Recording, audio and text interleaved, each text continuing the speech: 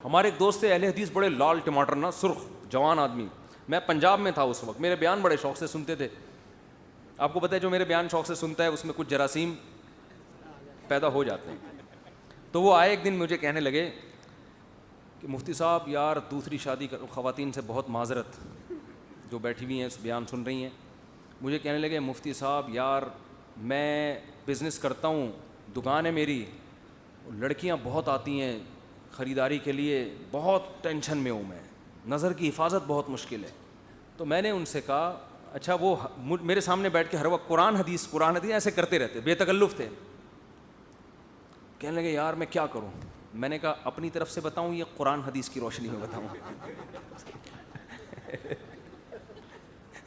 کہہ رہے ہیں قرآن حدیث کی روشنی میں بتائیں. میں نے کہا اچھا قرآن حدیث کی روشنی میں یہ ہے کہ نبی صلی اللہ علیہ وسلم نے فرمایا، بخاری مسلم کی حدیث ہے، من استطاع منکم الباءۃ فلیتزوج، جو نکاح کی طاقت رکھتا ہے نکاح کر لے. فإنہ اغض للبصر، نکاح میں نگاہ کو جھکانے کی جتنی طاقت ہے کسی اور چیز میں نہیں. اغض کمپیریٹو ڈگری ہے، اغض من کل شیء. سب سے زیادہ نگاہ کو جھکانے کی طاقت کس میں ہے؟ شادی میں. اور شرمگاہ کو حرام کاری سے محفوظ رکھنے کی سب سے زیادہ طاقت کس عمل میں ہے؟ نکاح میں. میں نے کہا دیکھو بزرگوں کے بیانات سننے سے بھی انسان کی نظریں جھکتی ہیں اور برائی سے بچتا ہے. تبلیغ میں 4 مہینے لگانے سے بھی یہ فائدہ ہوتا ہے، درس قرآن سننے سے بھی یہ فائدہ ہوتا ہے، تہجد پڑھنے سے بھی ہوتا ہے. لیکن حدیث کہہ رہی ہے سب سے زیادہ فائدہ نکاح کرنے سے ہوگا.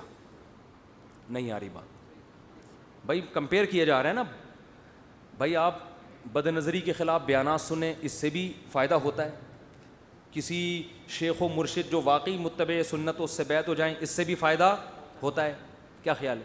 تہجد پڑھنے سے بھی ہوتا ہے، جہنم کا سوچنے سے بھی ہوتا ہے، بہت چیزوں سے ہوتا ہے. لیکن حدیث کے میں کیا ہے؟ سب سے زیادہ نگاہ کو جھکانے کی طاقت کس میں ہے؟ نکاح میں. اور میں نے کہا اس کی ایک عقلی لاجک بھی ہے بھائی، بھوک کا سب سے بہتر علاج ہے روٹی کھا لو.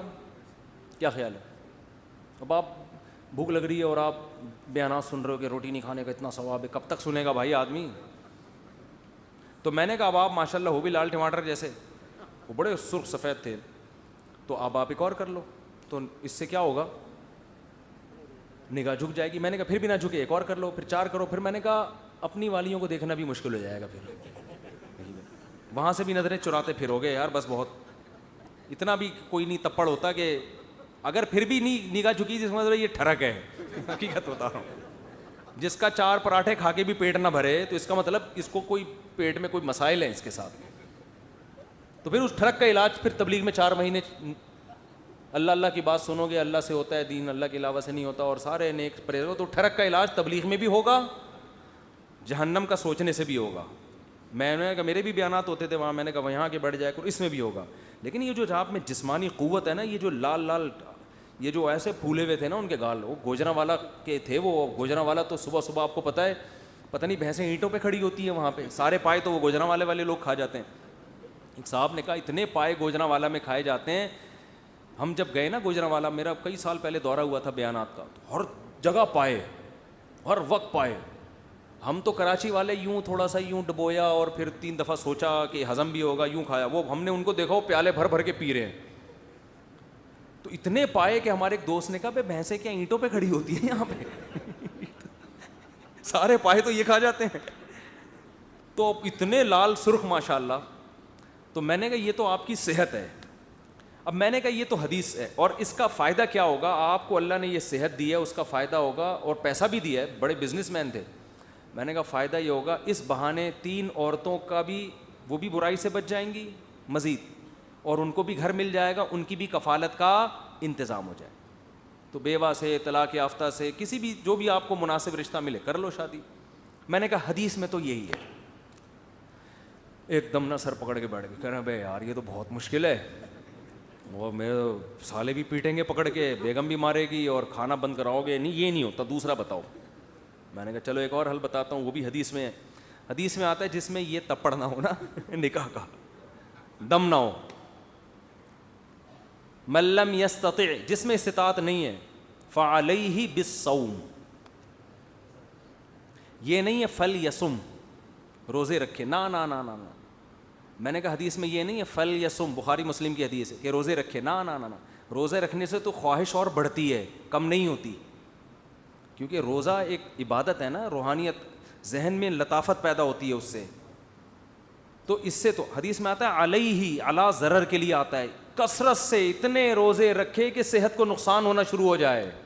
میں نے کہا جو پائے ہیں نا, اور پراٹھے اور یہ پائے اور کھجی کے پائے اور سجی کے پتہ نہیں کون کون سے پائے ہوگی کس میں وہاں پہ, کھجی پھجی پتہ نہیں کیا کیا, بٹیر چل رہے ہیں, چڑے چل رہے ہیں. میں نے کہا یہ زور ٹوٹے گا, اتنی کثرت سے روزے رکھو کہ یہ پائے نکل جائیں آپ کے سارے, آپ کے اپنے پایوں میں دم.